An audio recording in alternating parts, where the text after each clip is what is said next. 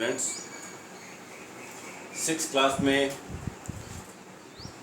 हमारा चैप्टर तीसरा चल रहा था, वो कंप्लीट हो गया है। संख्याओं के साथ खेलना, जिसमें हमने सार्वय गुणनखंड,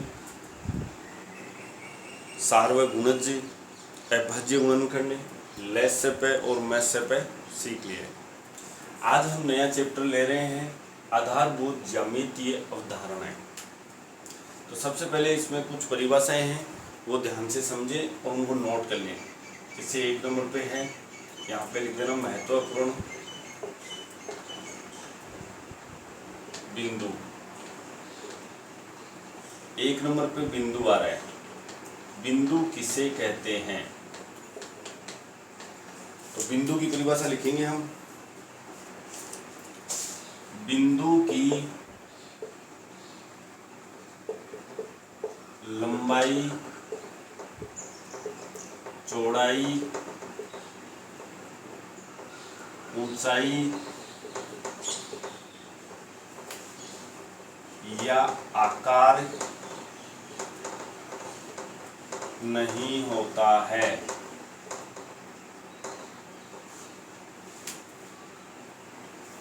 बिंदु केवल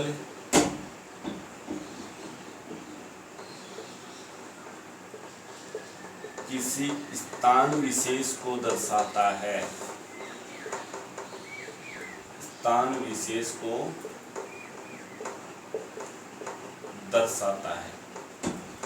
यानी कि कहने का मतलब ये है कि बिंदु न तो लंबी होती है, न चौड़ी होती है, न ऊंची होती है, उसका कोई आकार नहीं होता है। बिंदु केवल किसी स्थान विशेष को दर्शाते हैं। जैसे इस तरह से हम पॉइंट लगाते हैं ना, इसको हम बिंदु कहते हैं। दूसरा है हमारे पास बहुभुज।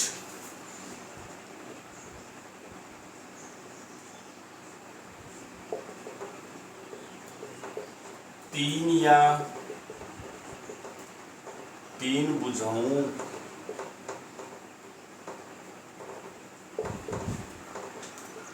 से घिरी बंद आकृति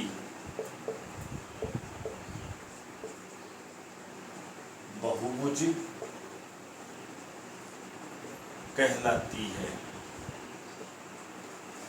उसके बाद में बहुभुज में हम त्रिभुज की परिभाषा लिखते हैं।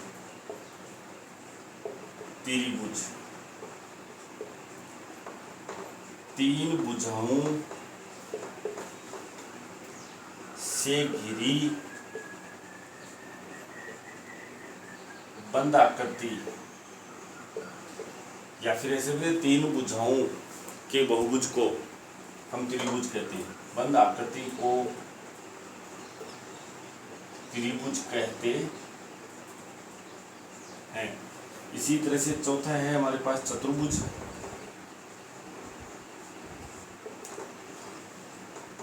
तो 4 भुजाओं वाले बहुभुज को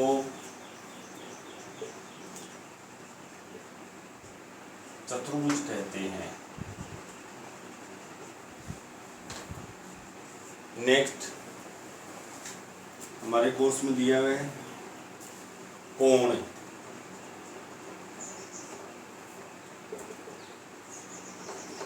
एक ही बिंदु से निकली 2 किरणों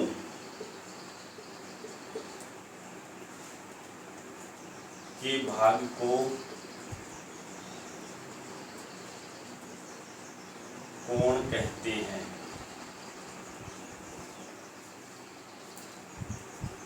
उसके बाद में वृत्त देखो, वृत्त एक दी गई बिंदु से समान दूरी पर स्थित बिंदुओं का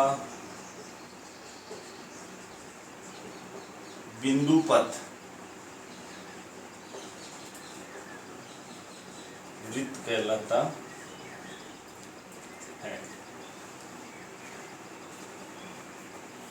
उसके बाद में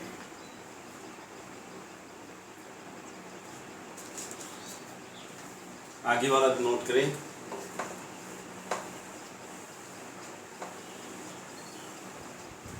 त्रिज्या 7वां है त्रिज्या। वृत्त के केंद्र से परिधि तक के रेखाखंड को हम त्रिज्या कहते हैं। 8वां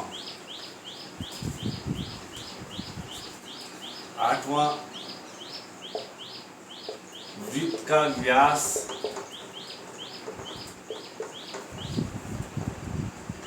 त्रिज्या का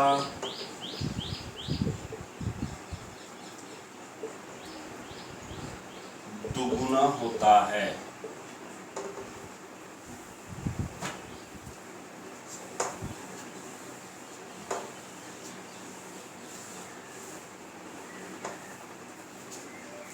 नौवां है जीवा।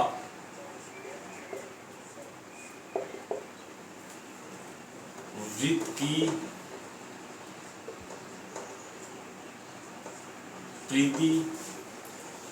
की परिधि पर स्थित दो बिंदुओं को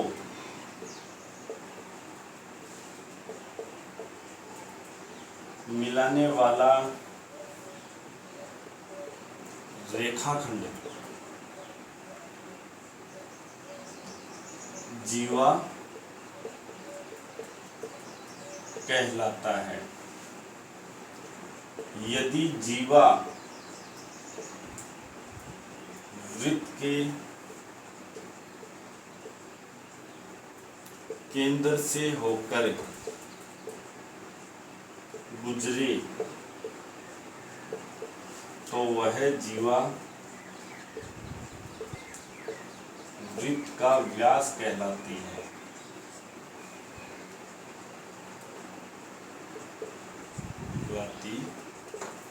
है 10वां बिंदु है व्यास। वृत्त का व्यास कर लो। वृत्त का व्यास वृत्त की सबसे बड़ी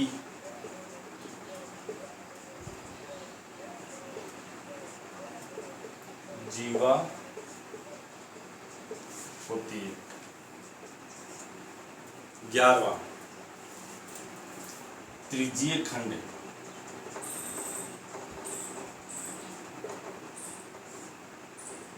त्रिज्यीय खंड वृत्त की दो त्रिज्याओं व संगत चाप के मध्य भाग को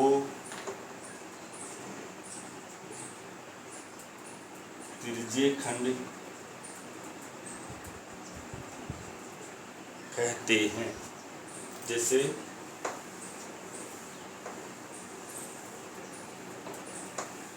यहाँ पे देखिए ये कोई बिंदु है, इससे समान दूरी पर यहाँ तक ले लिया, इसको हम त्रिज्या कह देंगे। इस तरह से एक बिंदु का बिंदु पथ बनाएंगे और ये जो आकृति बन गई इसे हम वृत्त कहते हैं। ये इसका केंद्र कहलाता है। इस बिंदु पथ को हम परिधि कहते हैं। परिधि पर स्थित बिंदु और केंद्र को जब मिला देते हैं तो वो वृत्त की त्रिज्या होती है। जिसको हम आर से व्यक्त करते हैं। उसके बाद में वृत्त की परिधि पर दो बिंदु है, उनको मिला देते हैं तो ये जीवा होती है, इसको हम जीवा कहते हैं। उसके बाद में जीवा यदि वृत्त की परिधि पर दो बिंदु है और वो उन दोनों बिंदु को मिलाते हैं, वो केंद्र से होकर गुजरती है ऐसे, तो ये व्यास बन जाएगा। उसके बाद में यहाँ पे देखिए, जैसे ये कोई वृत्त है, ये केंद्र है, इसकी दो त्रिज्या थी ये, और इनका संगत चाप, इनके साथ में जो चाप है, इनके बीच के पार्ट को हम लोग त्रिज्यीय खंड कहते हैं। त्रिज्यीय खंड, ये भी हमारे पास त्रिज्यीय खंड के भी, ये त्रिज्या और दूसरी ये त्रिज्या, इनके बीच का पार्ट ये है, तो ये भी त्रिज्यीय खंड ही है। अब ये दीर्घ त्रिज्यीय खंड हो जाएगा फिर, यानी बड़ा, और ये फिर लघु त्रिज्यीय खंड हो जाएगा। उसके बाद में एक और समझिए, ये वृत्त के अंदर है, परिधि पर स्थित दो बिंदु है, इसको मिलाते हैं तो ये जीवा है। तो वृत्त की जीवा वह संगत चाप, इस जीवा से जो चाप बन रहा है ना जीवा के साथ में, उस चाप के बीच के पार्ट को, जीवा व चाप के बीच के भाग को हम लोग वृत्तखंड कहते हैं। ये इधर वाला भी वृत्तखंड है, वही रहेगा छोटा बड़ा। ये बड़ा है तो इसको दीर्घ ले लेंगे, ये छोटा है तो इसको लघु ले लेंगे। इस तरह से ये वृत्त है। तो आगे हम लिखते हैं त्रिज्यीय खंड के बाद में वृत्तखंड। 12वां बिंदु है हमारे पास,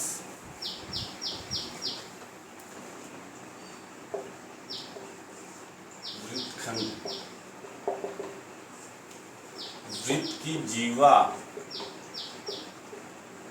व संगत चाप के मध्य भाग को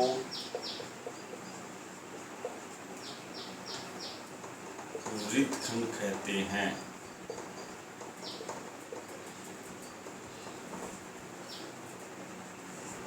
तेरहवां बिंदु देखिए,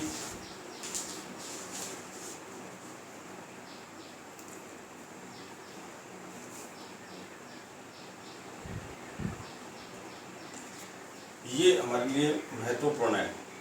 वक्र किसे कहते हैं?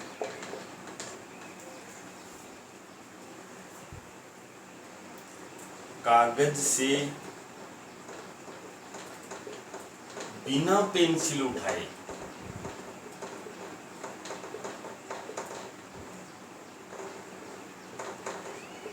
कागज से बिना पेंसिल उठाए बनी सीधी आकृति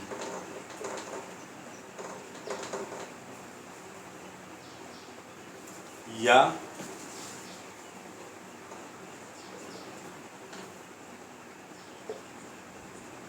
टेढ़ी आकृति, सीधी आकृति या टेढ़ी आकृति वक्र कहलाती है। पेंसिल उठानी नहीं है, जैसे उदाहरण के लिए यहाँ से पेंसिल हमने रखी है। अब इस तरह से कोई भी हम आकृति बना रहे हैं तो ये हमारे पास क्या बन जाएगा, एक वक्र है। इसी तरह से ये वक्र ऐसे भी हो सकता है, ऐसे, यानी कि पेंसिल हमने उठाई नहीं है तो ये, अगर ये खुली रह जाती है, जैसे खुला वक्र भी होता है, यहाँ पे देखिए, यहाँ पेंसिल टिकाई और यहाँ तक ही आई, तो ये खुला रह गया है यहाँ से, तो इसको हम खुला वक्र कहते हैं।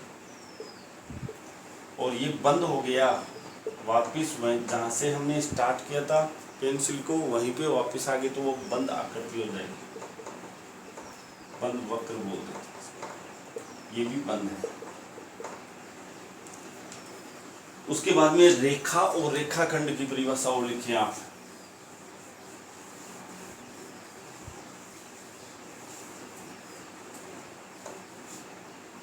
रेखा,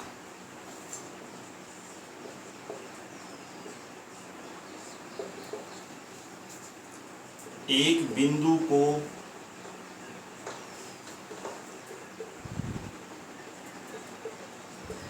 दोनों तरफ अनिश्चित रूप से बढ़ाने पर बनी आकृति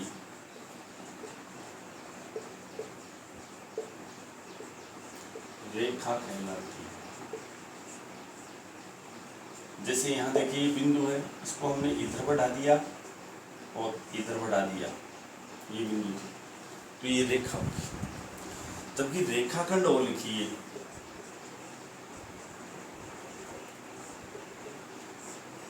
दो बिंदुओं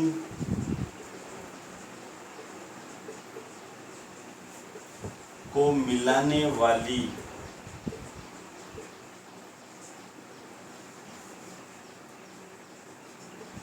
सरल रेखा रेखाखंड